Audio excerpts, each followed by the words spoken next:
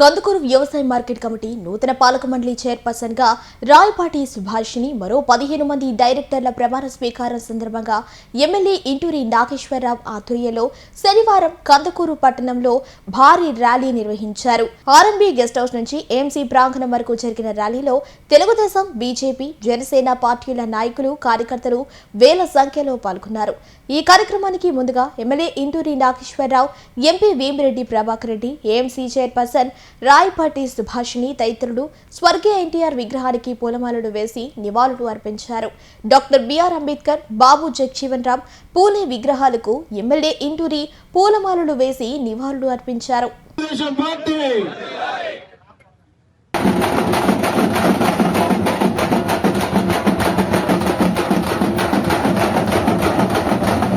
Ramayapatnam port అది కందుకూరు నియోజకవర్గం అంటే కందుకూరు పట్టణానికి ఈ మున్సిపాలిటీ అనేది ఎక్కువగా డెవలప్ కావాలన్నది అవసరం. అది కాదు, ఈ రామాయపట్నం పోర్ట్ లో దాదాపు 3 లక్షల కోట్ల రూపాయల ఇన్వెస్ట్మెంట్స్ కూడా పెట్టుబడులు రావటం కూడా జరుగుతున్నాయి.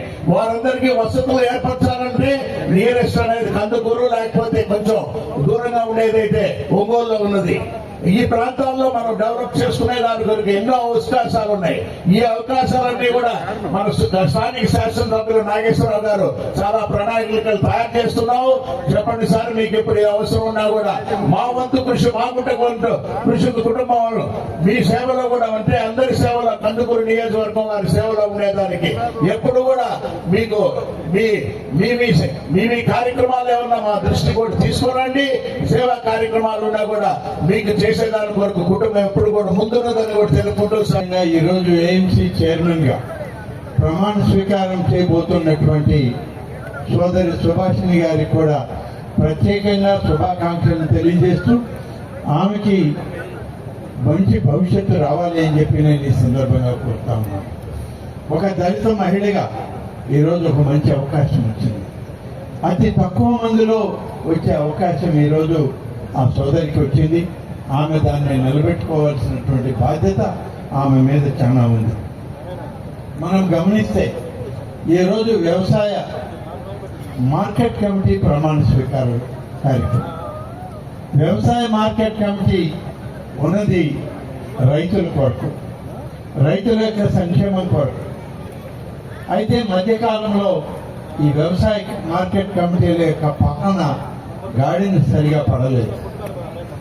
పురుగు మందుల దగ్గర నుంచి, విత్తనాల దగ్గర నుంచి పండిన పంట మళ్ళీ రైతు నష్టం లేకుండా అమ్ముకునే వరకు ఈ వ్యవసాయ మార్కెట్ కమిటీ పనిచేయాలి. ఉద్యోగాలు, ఉపాధి ప్రభుత్వం అకడబద్దలైంది. పరిశ్రమలు తీసుకురావడం ద్వారా 21 లక్షల కోట్ల పెట్టుబడులు ఇచ్చి 21 లక్షల ఉద్యోగాలు కల్పించిన ప్రభుత్వం సిద్ధంగా ఉందని చెప్పి ప్రణాళికలు సిద్ధం చేసిందని తెలియజేస్తుంటూ టీచర్ ఉద్యోగస్తులు 16,000 టీచర్ ఉద్యోగాలు ఇచ్చారు. అదేవిధంగా కానిస్టేబుల్ ఉద్యోగాలు 6,000 ఇస్తే ఆ టీచర్ ఉద్యోగాలు చేరి 9 నెలల తర్వాత అక్కడ ఏదో ఆవిధం చెందంటారు. ప్రతి దానికి సమాధానం చేస్తే చివరికి కులాల ప్రస్తావన తీసుకొస్తారు. కమ్మోళ్ళకే ఎక్కువ వచ్చినట్టాడు. కేరళ చూస్తే కాపు, రెడ్డి తర్వాత కమ్మకు వచ్చింది. అంతకుముందు ఎన్నికల ముందు ఇలాంటి డ్రామాలు ఆడాడు. ఈరోజు రాజధాని మీద మాట్లాడతాడు. రాజధాని వచ్చేసి ఆ రోజు అసెంబ్లీలో ఒప్పుకున్నాడు. తర్వాత విశాఖపట్నం అని చెప్పేసి ఒక పెద్ద ప్యాలెస్ కట్టాడు. ఆ ప్యాలెస్ లో ఎక్కడ రైతుల కష్టాలు అంటే అక్కడ రైతుల కోసం మన ప్రభుత్వం వెళ్ళింది. ఈ రోజు పొగాకు రైతులు మన ప్రాంతంలో ఇబ్బందులు ఉంటే పొగాకు బోర్డు ఆనవ రామనారాయణ రెడ్డి గారు ఇక్కడ వేదిక మీద మేమందరం కూడా ఆ మీటింగ్కి వెళ్ళాం. మొన్నే పొగాకు బోర్డు అధికారులతో, వ్యాపారస్తులతో ముఖ్యమంత్రి గారు మీటింగ్ పెట్టి కష్టకాలంలో రైతులకు అండగా ఉండాలి అని బోర్డు ద్వారా ఒత్తిడి చేసి మనం రేట్ ఇచ్చే దానికోసం మనం రైతుల పక్షాన పోరాడుతా ఉన్నాం. అంతేకాకుండా రెగ్యులర్ గా మీటింగ్లు పెడతాం. మీరందరూ కూడా బోర్డుకి వెళ్ళండి, అక్కడ జరిగేదాన్ని చూసి రిపోర్ట్ చేసుకొని మళ్ళీ కూడా రైతులను అండగా ఉండేదాని కోసం చేయమని చెప్పి ముఖ్యమంత్రి గారు ఆదేశాలు ఇవ్వడం కూడా జరుగుతా ఉంది. ఈ నియోజకవర్గ ప్రజలు ఒక చిన్న వయసులో నన్ను ఆశీర్వదించారు. మీ ఆశీర్వాదానికి తగ్గట్టుగా మీరు ఏవైతే కోరుకున్నారో ఈ నియోజకవర్గ అభివృద్ధి ధ్యేయంగా పనిచేస్తానని చెప్పి ఈ సందర్భంగా మీ అందరికి కూడా తెలియజేసుకుంటూ, పెద్దలు మన ఆనం రామనారాయణ రెడ్డి గారు మాకు చూస్తే గుర్తొచ్చే రంగమ్మ దేవాలయం దగ్గర షాపింగ్ కాంప్లెక్స్ ఒకప్పుడు 1 సంవత్సరం క్రితం అక్కడ ఏ విధమైన పరిస్థితులు ఉన్నాయో మీ అందరికి కూడా తెలుసు. ఈ రోజు అంకమ్మ తల్లి దీవెనతో ఈ రోజు ఒక నెలకి 3 లక్షల రూపాయలు ఇన్కమ్ తల్లికి వస్తా ఉందంటే ఆయన తీసుకున్న చొరవ అని చెప్పి ఈ సందర్భంగా మీ అందరూ కూడా గుర్తు చేయాల్సిన అవసరం ఉంది. ఈ రోజు మనందరం నిద్రలేస్తే ఈ రోజు ఉదయాన్నే బర్త్డేకి కూడా నేను మాలకొండ లక్ష్మీనరసింహ స్వామిని దర్శించుకొని కందుకూరు రావడం జరిగింది.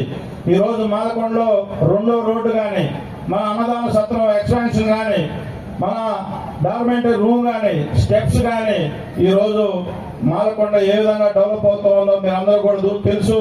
ఆ రోజు ఈ మున్సిపాలిటీ 40 సంవత్సరాలు 4 దశాబ్దాల క్రితం ఈ మున్సిపాలిటీ ఏర్పడితే కనీసం మౌలిక వసతులు లేవని చెప్పి ఆ రోజు గౌరవ ముఖ్యమంత్రి గారిని మనం విన్నవించుకోవడం జరిగింది. ఆ రోజు ఆయన చెప్పిన విధంగా 50 కోట్ల రూపాయలు ఈ మున్సిపాలిటీకి ఇవ్వాలని చెప్పి గౌరవ మంత్రి నారాయణ గారు సహాయ సహకారాలతో ఈ రోజు ఈ పట్టణం డెవలప్ అవుతా ఉందంటే గౌరవ ముఖ్యమంత్రి గారు ఒక మాట చెప్పాడంటే తూచా తప్పకుండా మళ్ళా కూడా నారాయణ గారికి ఆ అమౌంట్ ఎంతవరకు వచ్చిందని చెప్పి మళ్ళా 2వసారి కలిసినప్పుడు కూడా అడిగాడంటే ఈ మున్సిపాలిటీ పట్ల, ఈ నియోజకవర్గం పట్ల గౌరవ ముఖ్యమంత్రి గారికి ఎటువంటి ప్రేమ ఉందో మీరు అందరూ కూడా తెలుసుకోవాల్సిన అవసరం ఎంతైనా ఉంది.